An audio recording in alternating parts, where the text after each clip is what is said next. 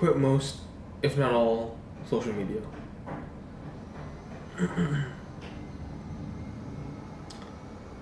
Why? First of all, it's easy access to dopamine. You aren't working for the reward. That diminishes the value of the reward. Therefore, you need more of it to feel the same pleasure.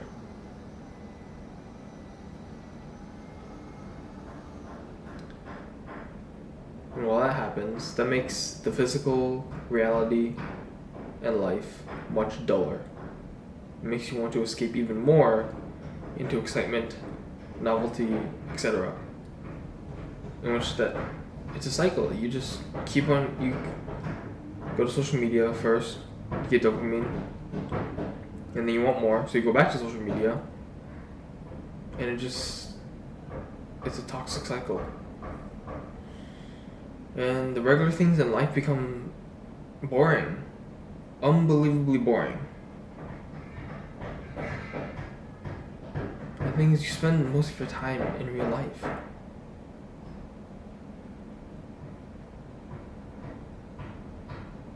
I asked this to a friend, which the question is I've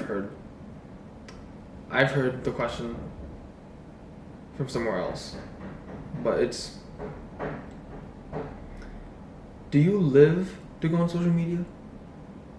Do you wake up each day just to go on social media?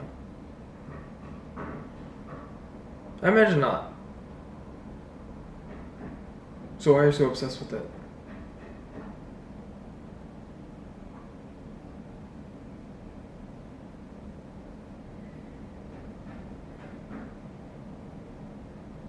Social media is so much easier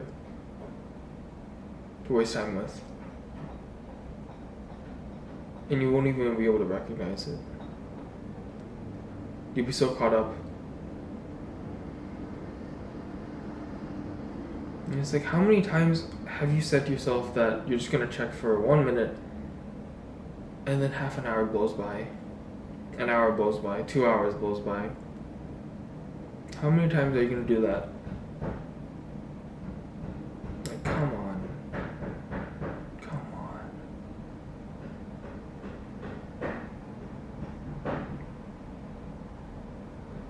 And the thing is, if it isn't a problem or dependency, if you truly think that, put it down. Delete the apps for 1 week. If it truly isn't a problem, that should be easy, right? That should be so easy. No, do not tell me that social media is that important. Your streaks are not that important. You do not need to constantly check up on your feed. It is not that important. It will be. Yeah, this is something my mom kept saying to me when I was addicted to video games. It will be there. It will still be there. It won't disappear. It will still be there. And at the time, I felt, no, I don't want to because I need to. I need this. But that's the addiction. This is dependency. You don't need it. You can survive the week without it. You don't need it.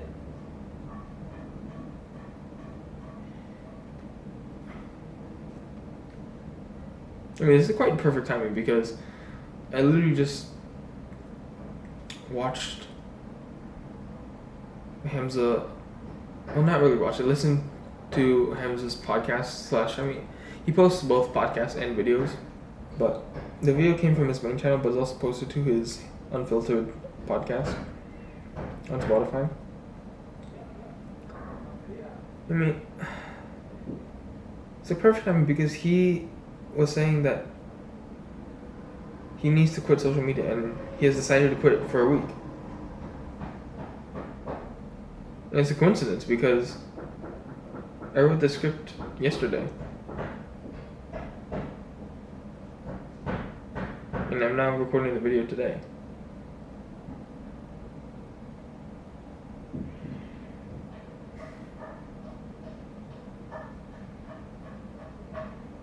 Social media is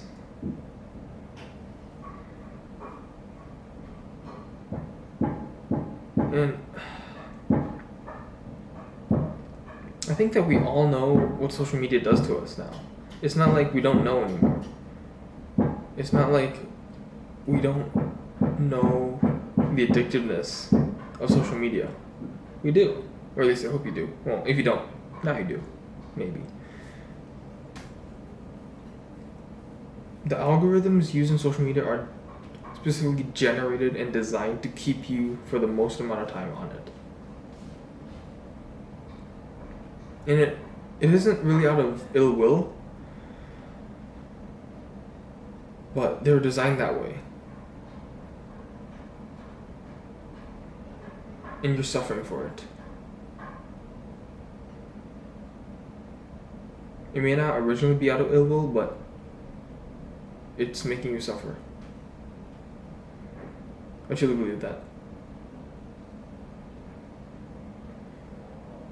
So, to play devil's advocate, why should you not quit social media? There's all these downsides I'm saying, but there's bound to be good sides, right? Yes. Yeah, I agree. Social media allows you to learn and connect with the world. Yeah. Social media can allow you to learn so much.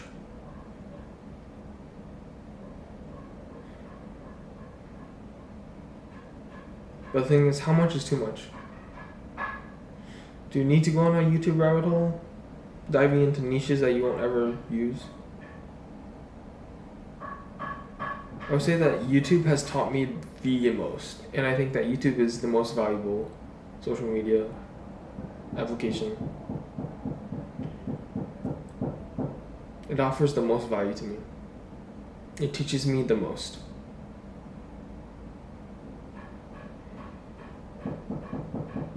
What about social medias that connect you to the world? Do you really need that? Do you need to be able to have connect with the world? Do you need to? Do you desperately need that validation from people that you don't even know? Or barely know? I don't think you do.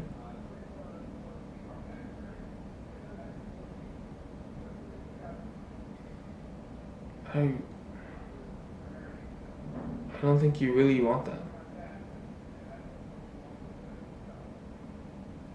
Or at least you may want it, but I don't think it'll really help you. Validation from strangers, that doesn't help. It really doesn't. We all think that it will, like, if we get someone else to validate us, it'll make us feel better, but it doesn't. Rather, most of the time, it makes me feel worse. Because I know that I should be the one validating myself. But I am giving that power to someone else.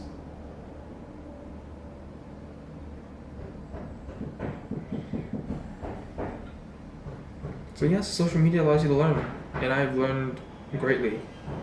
A great deal. And I'm thankful for that, but how much is too much? And do you need to connect with the world? I don't think so. I don't think you do.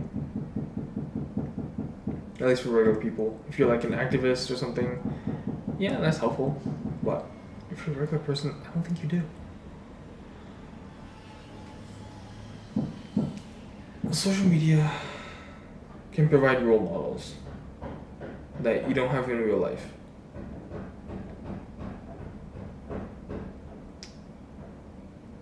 Yeah, this is true, but I sincerely hope that you do get role models or anti-role models. But then again, if you have one, you have the other, and you don't have one, you also have the other. So like, it doesn't really matter that much in that sense. Because if you don't have a role model, then that means you're constantly shown what not to do. And so that can also drive you probably even better than a role model will. But anyway, that's a different topic. But how do you know if your role model is genuine? How do you know if the person that they present is really them? Something in my philosophy class. We were talking privacy, and a philosopher or just academic used the example of Lisa Lee, who was basing her social media on living an extravagant life, but after not paying rent for like a couple months, her landlord basically came in and then found her apartment to be like utterly disgusting, like dog poop on the floor, disgusting. And so he exposed her for that. So it's like, we do not know the people on social media. We don't. We really don't. I really don't think that anyone on social media can be genuine.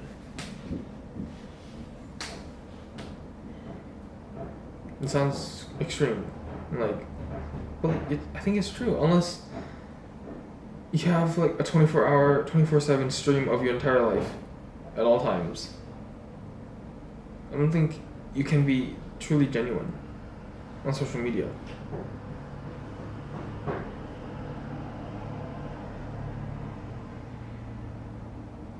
And so if you think you found a genuine role model, stick with them. But be skeptical. Always be skeptical. It doesn't mean that you're being a bad fan. But you don't want to be led astray.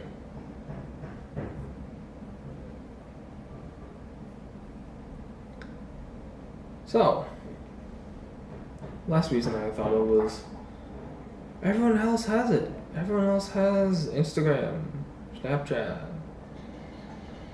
Everyone else has it. I'm getting FOMO. I want to be part of it.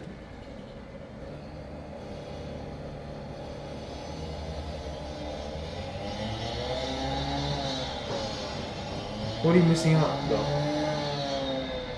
Are you missing out on connections, conversations? For one thing, you don't form good connections on social media. You rarely do.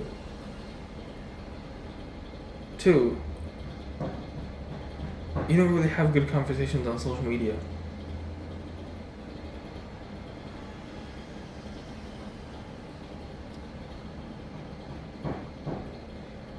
Perhaps with a good friend, you will have a deep and good conversation, but most of it is just surface level. It's not worth it. It's a waste of time. And just because everyone else has it doesn't mean you need to. I found that for so many things, just being contrarian to what's popular has benefited me so much.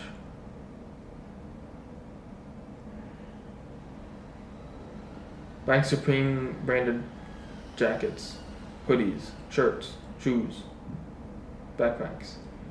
Waste of money, absolute waste of money.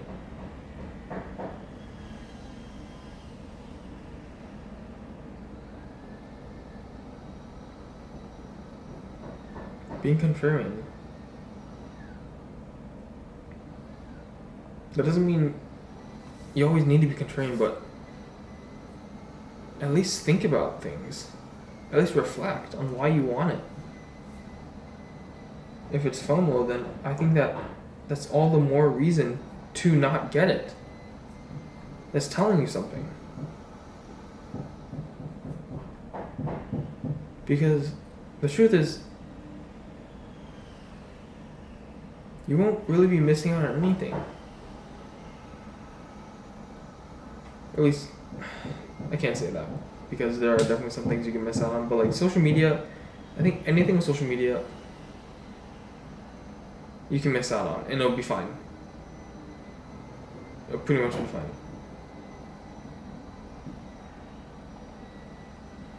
So, now I want to go into 3 platforms that I have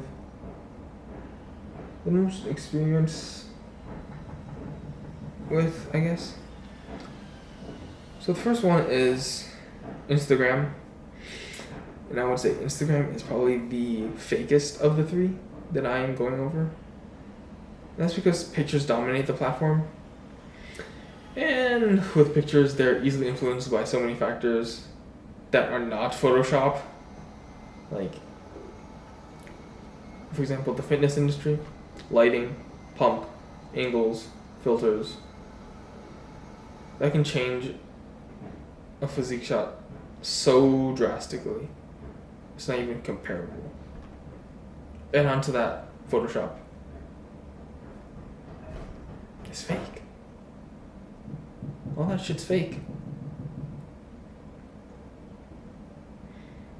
And the entire platform of Instagram isn't primarily based on spreading information, so you won't really learn that much, if anything. It's mostly to show other people's lives, basically to show off. That's the primary, like, goal or primary.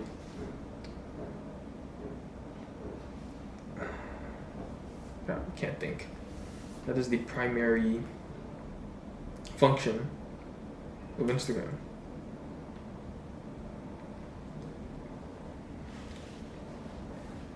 Next one is TikTok. Well, I think that TikTok is no longer the newest plague. It is still quite a new plague that is carving out attention from the youth. On TikTok, it's much easier to go viral than on Instagram or YouTube, which means there's a more vast amount of bullshit being spread on the platform.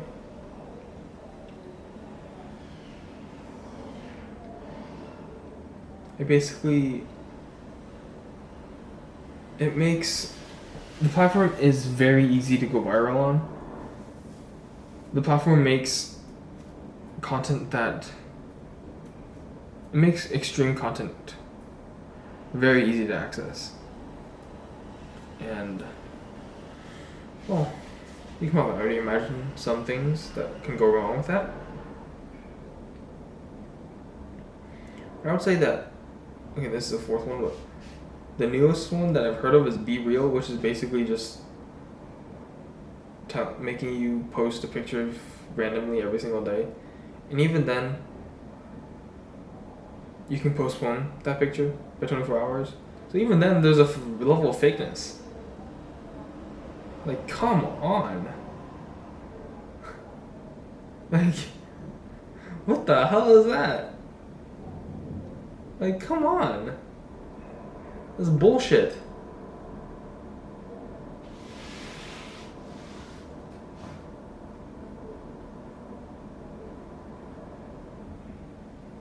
And the thing is, all these platforms that want you to post things about your life, it preys on your need for validation. Like, why else would you want to post things about your life? You're not that important. You're not that important. Alright? You're not that important. I'm not that important. Nobody is that important. Okay, maybe there are important people.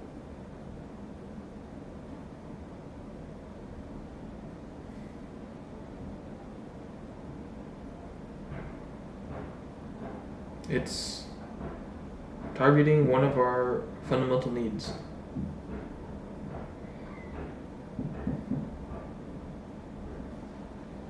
Anyway, the last one that I wanted to go over was YouTube.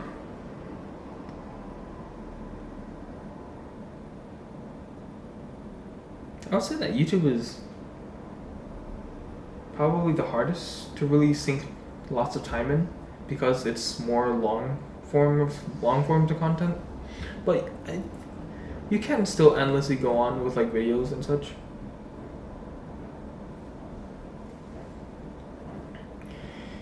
And the thing is, with YouTube, there's a trend that there's a slow trend to switch or emphasize on shorter content, which I really do not like, because it's basically YouTube is becoming a mini TikTok. It's like adding a TikTok extension onto it. It's like I do not like that whatsoever. But I would say YouTube is probably the most valuable out of every single one, because at least personally I have learned the most from YouTube. I've gotten the best mentors, best teachers, the best information from YouTube. Of course, I've also had the occasional people that scam me and that speak falsehoods, but still, YouTube I would say is the best. And even then, YouTube is flawed. Just look at the YouTube comments.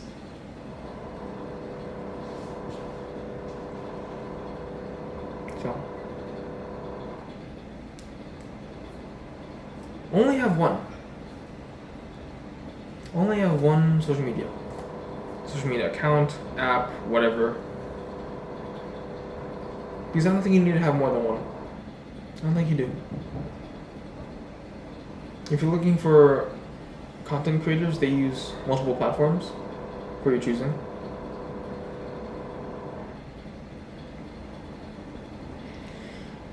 And the thing is, pretty much everyone posts on YouTube, so for content, you don't need to worry at all.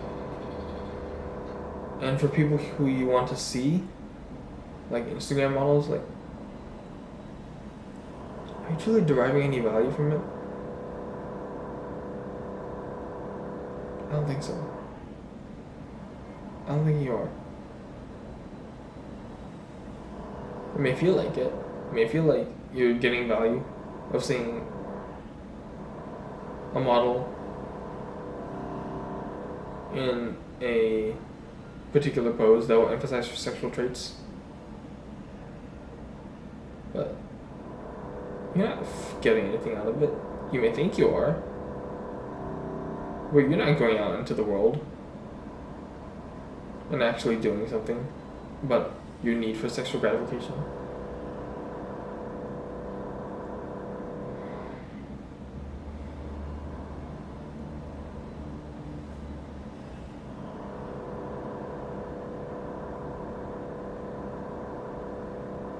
Are you just using up time for no purpose? Distracting yourself from what you need to do? If you are, you already know what to do. Get off your ass and do something.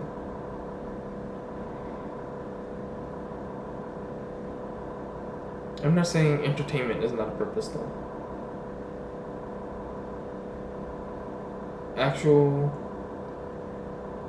If you're purposely going on an entertainment break, that is purposeful. Well, okay, I literally just said purposely, but like, if you're going on a break for the expressed desire to be entertained, that is purposeful. But if you're simply bored and have nothing to do, that is not purposeful. One is seeking out pleasure, and the other is to escape from discomfort. The two are different. You can escape from discomfort through seeking out pleasure, but seeking out pleasure is not the main goal. If it's purely to seek out pleasure, I think even that's better than escaping discomfort.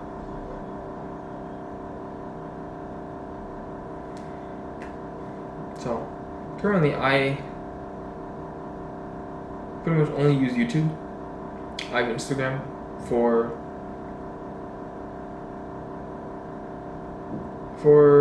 some business prospects in a sense, but I don't use it at all. I have GroupMe. Is that really social media though? No, it's more so just like texting people. Otherwise, yeah, I don't really have anything else. YouTube is my biggest. Technically, Spotify. Technically, if you're going off of content creators, so technically I have two. But yeah, I would say that Spotify is my main one. And then YouTube is for the content creators who don't post on Spotify. Even then, I'm kind of breaking the rules of my own making. But if I could, I would have everything on YouTube.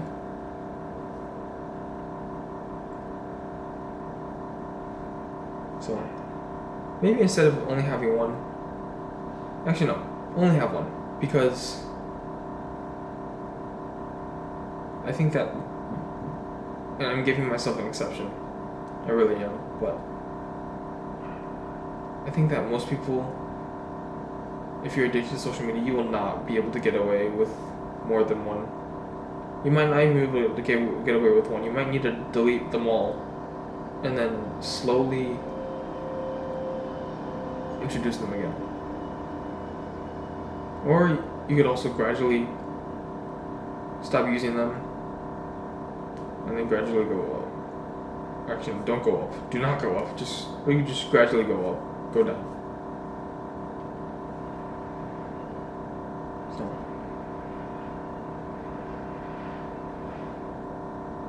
quit your social media because it ain't doing anything much. Instagram, TikTok, Be Real, Snapchat, they really are not doing much for you. I can argue for YouTube.